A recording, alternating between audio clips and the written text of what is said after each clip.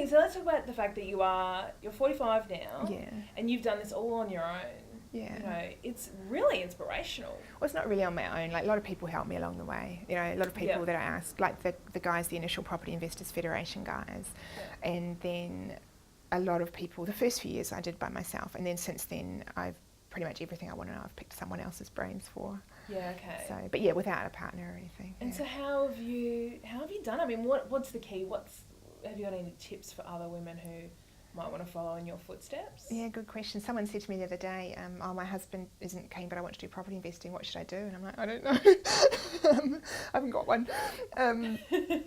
I think it's really a matter of getting clear on what you want. Like, that sounds really corny, but it really is. It's like, if you want something badly enough, you'll find a way. And I think that's true for anything.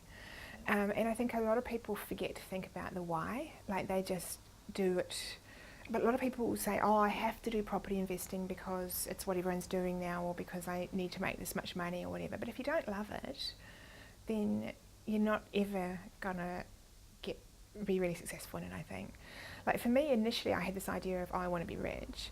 And then that kind of went to being, and I always had a goal. I always had a goal of, I want to be able to retire by 40 or 30 initially, and then I changed jobs and started my own business. And then I thought, right, I want to be able to be retired by 40.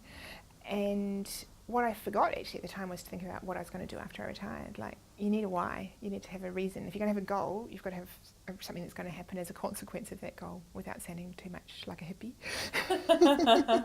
So you did retire by 40, it was by 40. Yeah. So what happened when you retired?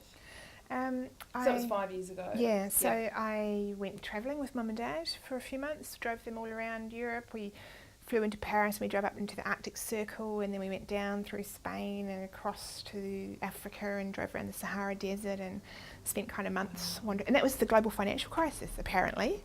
I missed it. Yeah. It didn't happen in Morocco. So it was actually, it's an aside, but it was a good thing that I missed it, because I didn't get worried, because I completely and utterly missed it. And if I'd been here watching the news and panicking, it might have been different. Yeah, so you might have sold your properties. Yeah, I might have sold stuff or whatever, so I was quite glad that I missed it. Yeah. So I travelled for a few months. I went back to university because I worked part-time as a dive guide.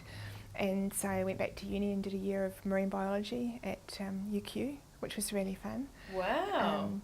And then thought, do I stay on and do a PhD, or do I just, because I'd done a science degree originally. That was my original study. Okay. And that's, you worked in science? Yeah. So my corporate career was all sort of science. Yeah. And so I did a year of biology, just loved it, and then thought I didn't really want to specialise though, because to go on and do a PhD, then you've got to specialise in something, you know, like octopus eyeballs or something like that. And, you know, I just wanted to do a bit of everything. Yes. And one of my friends who's a scientist said to me, she said, oh, you've got to be a gentlewoman scientist. And it's like, yeah, you know, you go and pay the bill for a science expedition and you get to go along as the sponsor, and you don't actually have to lift the heavy things or anything. It's like, yeah, that's my idea of science. So I've done a few trips like that where I've, you know, been one of the sponsors of a research trip or something like that and got to go along. Excellent. How was that? That was awesome. It was really, really good. Mostly marine stuff. Yeah. But then I kind of realised that being retired is not all it's cracked up to be. And I did bits of volunteer work and things, but there's a difference between, you know, turning up at the Lifeline book sale and sorting books, which is fun, and I enjoyed it, but it didn't have that kind of striving or that sort of purpose. And, you know, you spend 20 years of your life goal-oriented and striving for things and having a really clear purpose. And then when you achieve all your goals, it sounds like a really silly thing to be complaining about, but you then kind of need to sit down and go, well, what am I going to do now? Like, I need to strive for things. That's who I am. That's the kind of personality I've got. Yeah, that totally makes sense. So, and you know, I love 70-year-olds, but I don't want to spend my whole life with them. Sorry, Mum and Dad. And all the people my age, they're all doing stuff. They're all working or having kids, or, you know, they haven't got time to play. So how long were you technically retired for before you thought, no, I've got to go back? A couple of years. So I did about a year of travelling altogether and a year of uni. Mm-hmm. And then I thought, I was a bit worried about not having a goal, and I just thought, that's okay, if I just leave some empty space, something will turn up. Mm-hmm. You know, goal will turn up, something will happen.